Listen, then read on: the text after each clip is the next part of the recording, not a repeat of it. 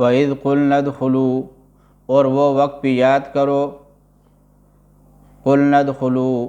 جب ہم نے کہا تھا داخل ہو جاؤ، هذه القرية، اس بستی میں،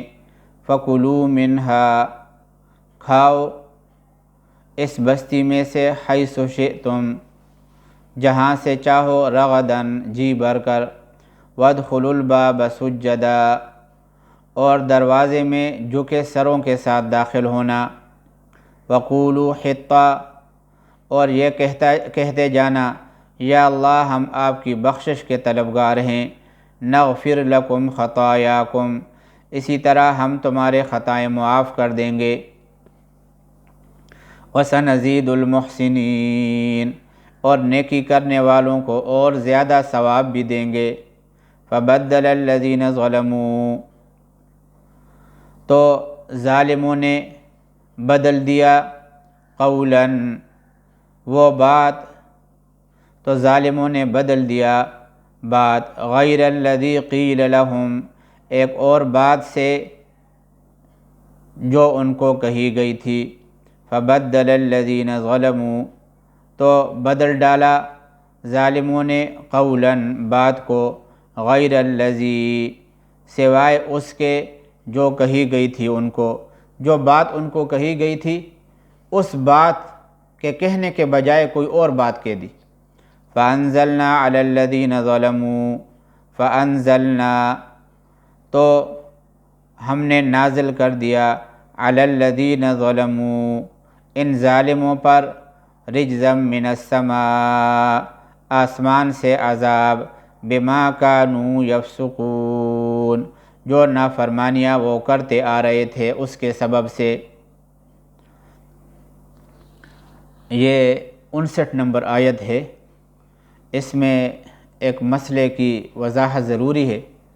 کہ وہ مسئلہ یہ ہے جس کو مفسرین نے ذکر کیا ہے کہ قرآن کریم کے جو الفاظ ہیں اس میں تبدیلی اور تحریف وہ کسی صورت میں بھی جائز نہیں ہے۔ امام قرطبی رحمہ اللہ نے تفسیر قرطبی کے اندر بہت ہی نفیس بات اس بارے میں ذکر فرمائی ہے، جس کا حاصل یہ ہے کہ وہ کلمات اور اقوال جس میں معنی کی طرح الفاظ بھی مقصود ہوتے ہیں اور معنی کی طرح الفاظ بھی ادائیگی عبادت کے لیے ضروری قرار دیے گئے ہیں، ادائیگی عبادت کے لیے ضروری قرار دیے گئے ہیں، تو ایسے اقوال میں لفظی تبدیلی بھی جائز نہیں ہے۔ مثلا آج سے 1400 سال پہلے یہ جو کلمات ہیں اذان کے جو کلمات ہیں، نبی کریم صلی اللہ علیہ وسلم کے دور میں جن کلمات کے ذریعے سے مسجد نبوی میں اور کعبۃ اللہ میں اذان دی جاتی تھی، یہ اللہ کے نبی نے حضرات صحابہ کرام کو سکھائے تھے، اور 1400 سال پہلے سے ابھی تک یہاں پہ چلے آ رہے ہیں۔ تمام مسلمانوں کے مساجد میں ان کلمات کے ذریعے سے اذان دی جاتی ہے۔ اب ان کلمات کے اندر وہ تبدیلی بالکل جائز نہیں ہے۔ ہمارے استاد ہیں، ہمارے استاذ وہ گزرے ہیں جن کا نام تھا حضرت مولانا یوسف لدھیانی صاحب، بڑے پائے کے عالم تھے اور بڑے اللہ کے ولی تھے۔ حضرت مولانا شیخ زکریا رحمہ اللہ کے اجل خلفاء میں سے تھے، اور ساری عمر جو ہے وہ ختم نبوت کے کام سے وابستہ رہے۔ کراچی کے اندر گرو مندر میں ایک مسجد ہے، مسجد باب الرحمت، ان کے اندر بھی ان کا ایک مسند افتاح ہوتا تھا، وہاں پہ بھی یہ فتوے کا کام کرتے تھے، وہاں بھی بیٹھتے تھے۔ اور بنوری ٹاؤن کے اندر یہ طحاوی شریف پڑھاتے تھے، اور ساری زندگی انہوں نے وہاں پہ بنوری ٹاؤن میں درس و تدریس کے اندر جو ہے خرچ کر دی تھی۔ ان کو کچھ ظالموں نے شہید کر دیا تھا۔ ہمارے استاذ حضرت شیخ الاسلام مفتی محمد تقی عثمانی صاحب حفظہ اللہ نے ان کی شہادت کے بعد ایک مضمون ان کے اوپر لکھا تھا۔ اس مضمون کے اندر حضرت نے لکھا ہے کہ حضرت لدھیانوی شہید رحمہ اللہ وہ علماء دیوبند کے 100% ترجمان تھے۔ آج بہت سے لوگ جو ہے نا وہ یہ کہتے ہیں کہ ہم دیوبندی ہیں اور ہم جو ہے وہ ہمارا فلاں اکابر کے ساتھ تعلق ہے، لیکن اگر ان کے عقائد کو دیکھا جائے، ان کے اعمال کو دیکھا جائے تو وہ اکابر دیوبند سے کوسوں دور ہوتے ہیں۔ معمولی سی نسبت بھی ان کے ساتھ ان کی نہیں ہوتی۔ تو ہمارے استاذ حفظہ اللہ نے حضرت لدھیانی شہید رحمہ اللہ کو اکابر دیوبند کا 100% ترجمان قرار دیا تھا اس مضمون کے اندر۔ وہ مضمون پڑھنے کے قابل ہے، ہر ایک کو چاہیے کہ وہ مضمون پڑھ لے۔ ہمارے حضرت شیخ الاسلام حفظہ اللہ کی اس بارے میں ایک کتاب ہے، وہ کتاب جو ہے نا اس کے اندر بہت سے اکابر کا تذکرہ موجود ہے۔ تو حضرت لدھیانیہ کا تذکرہ بھی انہوں نے کیا ہے۔ تو مولانا محمد یوسف لدھیانی صاحب رحمہ اللہ، ان کی ایک کتاب ہے شیعہ سنی اختلافات۔ اس میں انہوں نے اہل تشیع کے تکفیر کی ایک وجہ یہ بھی لکھی ہے کہ آپ لوگ سنیوں کے اذان کے اوپر غور کر لیں۔ 1400 سال پہلے سے جو اذان ہوتی چلی آ رہی ہے آج تک لوگ دے رہے ہیں، اس کے اندر کوئی پیوندکاری نہیں ہے۔ اور اہل تشیع کے اذان کے اندر کیا ہے؟ اشہد ان علی ولی اللہ خلیفتہ بلا فصل ووصی رسول اللہ، یہ پیوندکاری ہے۔ دور نبوت کے اندر اذان کے کلمات کے اندر جو پیوندکاری نہیں ہوئی تھی اور ابھی تک کسی سنی نے یہ پیوندکاری نہیں کی ہے، اہل تشیع یہ پیوندکاری کر کے اذان دیتے ہیں۔ تو حضرت لدھیانوی شہید رحمہ اللہ نے ان کے تکفیر کی ایک وجہ یہ بیان فرمائی ہے۔ ان کی یہ کتاب شیعہ سنی اختلافات یہ بڑے مطالعے کے قابل ہے اور بڑے ہی یعنی علمی کتاب ہے، بڑے حوالے حضرت لدھیانی شہید رحمہ اللہ نے اس کے اندر دیے ہیں۔ یہ ہمارے استاذ ہیں۔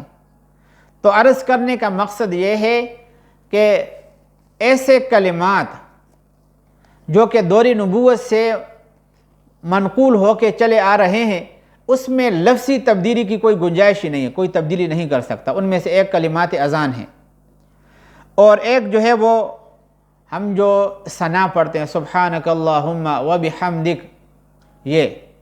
اور تیسرے نمبر پر التحیہ کے جو کلمات ہیں، تشہد جس کو کہتے ہیں، اور چوتھے نمبر پر دعائے قنوت ہے، اللہم انا نستعینک ونستغفرک ونؤمن بک، یہ آخر تک۔ اور پھر پانچویں نمبر پر رکوع اور سجدے کے اندر ہم جو تسبیحات پڑھتے ہیں، یہ ایسے کلمات ہیں، ان کے لیے الفاظ مقرر ہیں، انہی الفاظ کے ساتھ ان کو پڑھا جائے گا۔ اگر کوئی اس کا معنی پڑھتا ہے تو اس کی پھر نماز بھی نہیں ہوگی۔ کوئی شخص جو ہے نا وہ ان کا ترجمہ پڑھتا ہے نماز کے اندر یا اس کے اندر تبدیلی کرتا ہے تو یہ تحریف کرنے والا وہ شخص کہلائے گا۔ اس طریقے سے قرآن کریم کے جو الفاظ ہیں اس کے اندر بھی تبدیلی نہیں ہو سکتی، قیامت تک تبدیلی نہیں ہو سکتی۔ اور کچھ کلمات ایسے ہیں کہ جس کے بارے میں کہا گیا ہے کہ وہاں پہ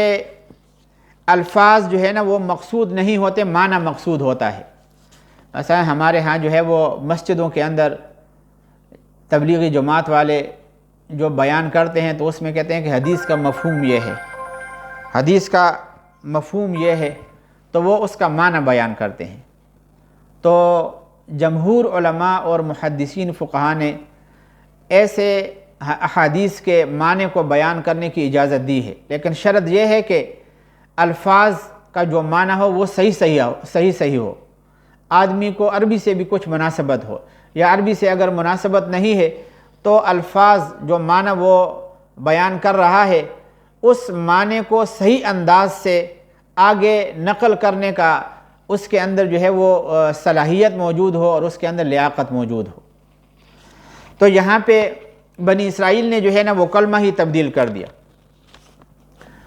اللہ تبارک و تعالیٰ فرما رہے ہیں فَبَدَّلَ الَّذِينَ ظَلَمُوا قَوْلًا غَيْرَ الَّذِي قِيلَ لَهُمْ، مگر ہوا یہ، ہمارے استاد نے یہ ترجمہ اس کا کیا، مگر ہوا یہ جو بات ان سے کہی گئی تھی ظالموں نے اسے بدل کر ایک اور بات بنا ڈالی۔ فَأَنزَلْنَا عَلَى الَّذِينَ ظَلَمُوا، تو نتیجہ اس کا یہ ہوا کہ ہم نے نازل کر دیا ان ظالموں کے اوپر رجزا من السماء، آسمان سے عذاب، بما کانوا یفسقون، ان کے نافرمانیوں کی وجہ سے جو نافرمانیاں وہ کرتے آ رہے تھے۔ وَإِذِ اسْتَسْقَىٰ مُوسَىٰ لِقَوْمِهِ، اور وہ وقت بھی یاد کرو جب موسیٰ علیہ السلام نے اپنی قوم کے لیے پانی مانگا۔ وَإِذِ اسْتَسْقَىٰ مُوسَىٰ لِقَوْمِهِ، وَإِذِ اسْتَسْقَىٰ، اور اس وقت کو بھی یاد کرو جب پانی مانگا موسیٰ علیہ السلام نے لِقَوْمِهِ، اپنی قوم کے لیے، فَقُلْنَا، تو ہم نے کہا، اضرب، مار دیجئے، بِعَصَاكَ الْحَجَرَ، اپنی لاٹھی پتھر پر، فَانْفَجَرَتْ، تو پھوٹ پڑے، فَانْفَجَرَتْ مِنْهُ اثْنَتَا عَشْرَةَ عَيْنًا، تو پھوٹ نکلے، منہ اس پتھر سے، اثنتا عشرتا عینا، 12 چشمے، قد علم، معلوم کر لی، کل اناس، ہر ایک قبیلے نے، مشربہم، اپنے پانی لینے کی جگہ، کلو، اللہ کا دیا ہوا رزق کھاؤ، کلو، کھاؤ، واشربو، اور پیو، من رزق اللہ، اللہ کا دیا ہوا رزق، ولا تعثوا فی الارض مفسدین، ولا تعثوا، اور مت فساد مچاتے پھرنا، ولا تعثوا فی الارض، ولا تعثوا، اور مت پھرنا، فی الارض، زمین میں، مفسدین، فساد مچاتے،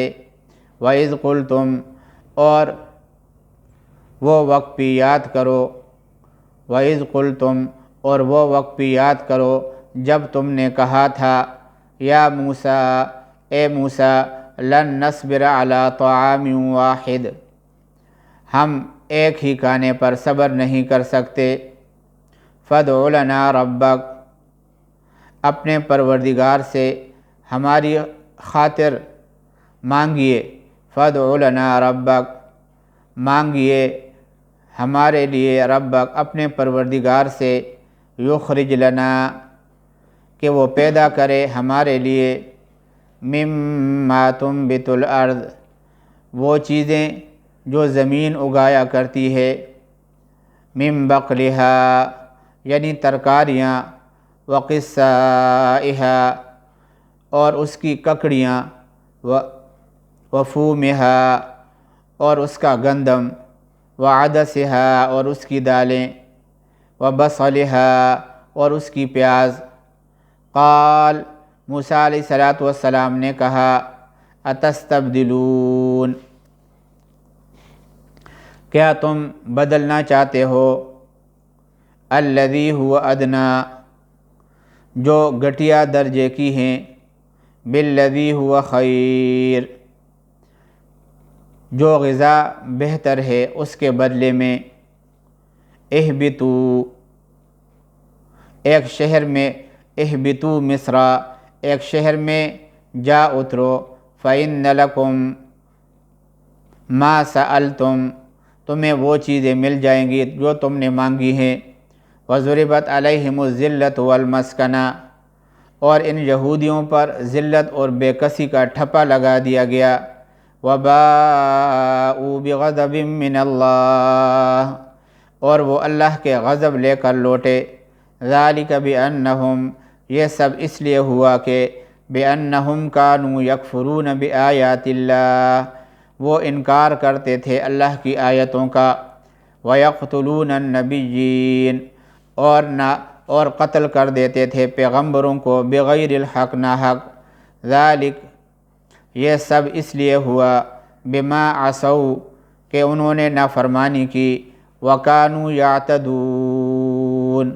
اور وہ بے حد زیادتیاں کرتے تھے۔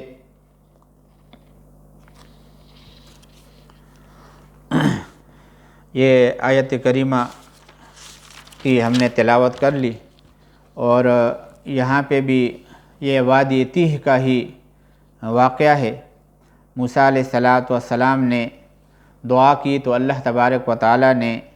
ان کو حکم دیا کہ عصا کو ایک پتھر کے اوپر مار دیجئے تو اس سے 12 چشمے نکل پڑیں گے، کیونکہ یہ 12 چشمے ایک پتھر سے موسیٰ علیہ السلام کے لاٹھی مارنے کی وجہ سے اس لیے نکلے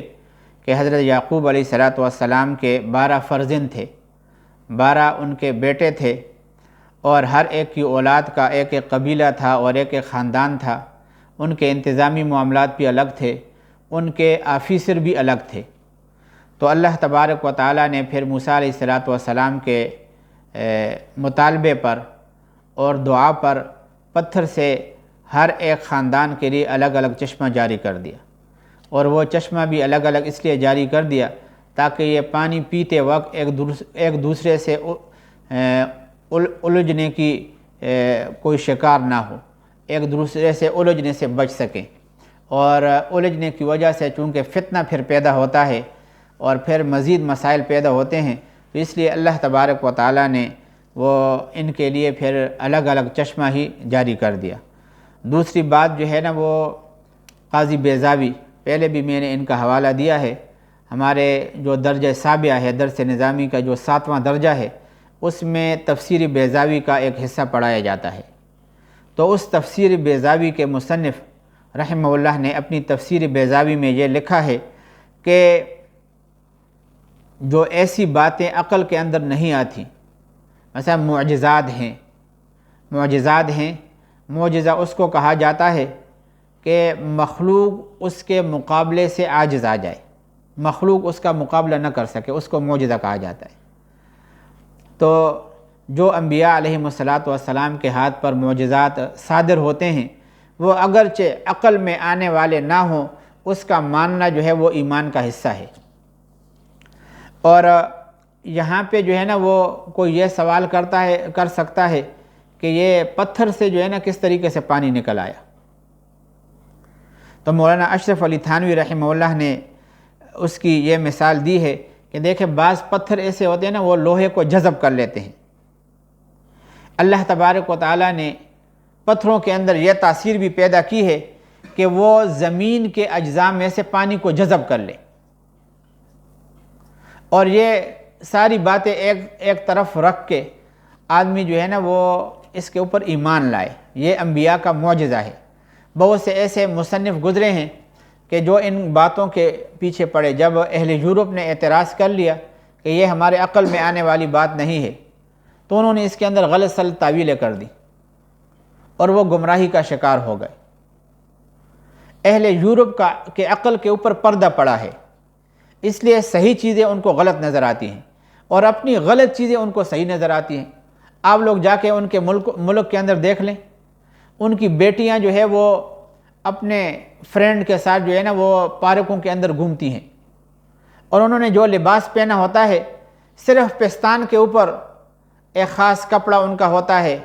اور باقی جو ان کے شرمگاہیں ہیں ان کی، اس کے اوپر ایک چڈی انہوں نے پہنی ہوئی ہوتی ہیں جس کو جانگیہ کہتے ہیں، وہ پہنی ہوئی ہوتی ہے، باقی ساری کی ساری ننگی ہوتی ہیں، اور پھر ایک غیر محرم مرد کے ساتھ ہاتھ میں ہاتھ ڈال کر پارکوں کے اندر گھومتی ہیں۔ ان چیزوں کے اوپر وہ اعتراض نہیں کرتے، یہ ان کے عقل کے خلاف نہیں ہے، اور ہمارا جو کلام ہے، اللہ کا جو کلام ہے، اللہ نے جو ہمیں احکام دیے ہیں، ان کے اندھے عقل کی وجہ سے اور گندے عقل اور تاریک عقل کی وجہ سے وہ اس کے اوپر اعتراض کرتے ہیں۔ روشنی ان کو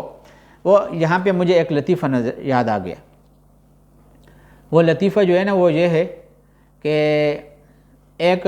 بھنگی خاکروب وہ ایک دفعہ بے ہوش ہو گیا، تو بے ہوشی کے لیے جو ہے نا وہ پہلے جو ہمارے بڑے گزرے ہیں نا انہوں نے ہوش میں لانے کے لیے یہ نسخہ بیان کیا ہے جس کو ٹوٹکا کہا جاتا ہے کہ اس کو جو ہے نا خوشبو سونگائی جائے، تو خوشبو سونگنے سے ایک بے ہوش آدمی ہوش کے اندر آ جاتا ہے۔ تو ایک خاکروب جس کو بھنگی کہتے ہیں، بھنگی، یہ جو جھاڑی ہوتے ہیں عیسائی، خاکروب ان میں ہوتے ہیں، تو وہ ایک دفعہ بے ہوش ہو گیا۔ اب لوگوں نے کہا کہ بھائی خوشبو لاؤ تاکہ اس کو خوشبو سونگائی جائے اور وہ ہوش میں آ جائے۔ تو بڑی جو ہے نا وہ خوشبوئیں لائی گئی لیکن وہ ہوش میں نہیں آ رہا، مزید اس کی بے ہوشی جو ہے نا وہ زیادہ ہو رہی ہے۔ تو ادھر سے دوسرا ایک خاکروب آ رہا تھا، لوگوں نے اس کو بلا لیا کہ یہ بے ہوش ہو گیا ہے اور ہم یہ تجربہ کر رہے ہیں لیکن ہوش میں نہیں آ رہا ہے، اس کی بے ہوشی مزید بڑھ رہی ہے۔ تو اس نے کہا کہ کیا تجربہ کر رہے ہو؟ کہا کہ ہم اس کے ناک میں جو ہے نا خوشبو اس کو سونگا رہے ہیں۔ کہا کہ یہ غلط کر رہے ہو، یہ نہ کرو۔ ابھی جس نے تازہ پاخانہ کیا ہو، بالکل تازہ پاخانہ لا کے اس کے ناک کے قریب کر دو تو یہ ہوش میں آ جائے گا۔ انہوں نے ایسا ہی کیا، تو جیسے ہی وہ تازہ پاخانہ اس کے ناک کے قریب کر لیا تو وہ کود کے چھلانگ اس نے لگا لی اور ہوش میں آ گیا۔ تو اس لطیفہ، یہ لطیفہ آپ لوگوں نے سن لیا، اس سے جو ہے نا اس لطیفے سے بھی ایک بات آپ لوگ سمجھ لو، جو عقل مند ہوتے ہیں وہ بات اس سے یہ سمجھ میں آتی ہے کہ جن کے عقل کے اوپر پہلے سے پردہ ہوتا ہے وہ اس کو اچھی چیزیں بری نظر آتی ہیں، اور جو بری چیزیں ہوتی ہیں اس کو وہ صحیح نظر آتی ہیں۔ یہ یورپ والوں کو اپنے ماں کا ننگا ہونا، اپنی بیٹی کا ننگا ہونا، اپنی بہن کا ننگا ہونا اور خود ننگا ہونا، ان کی نسل کا محفوظ نہ ہونا، خود اس کا اقرار بھی کر رہے ہیں ہماری نسل محفوظ نہیں ہے، یہ ان کو جو ہے نا یہ گندی چیزیں ان کو نظر نہیں آتی۔ اور ہمارا جو کلام جس کے پڑھنے سے بھی روشنی ملتی ہے، جس کے دیکھنے سے بھی روشنی ملتی ہے اور جس کو بیان کرنے سے روشنی پھیلتی ہے، یہ چیز ان کو خلاف عقل نظر آتی ہے۔ اللہ تبارک و تعالی ہماری جو عقل ہے اس کو شریعت کا تابع بنائے اور ہم سب مسلمانوں کو اہل مغرب کی چالاکیوں سے، ان کی بے حیائیوں سے، ان کے فتنوں سے محفوظ فرمائے۔ وآخر دعوانا ان الحمد للہ رب العالمین۔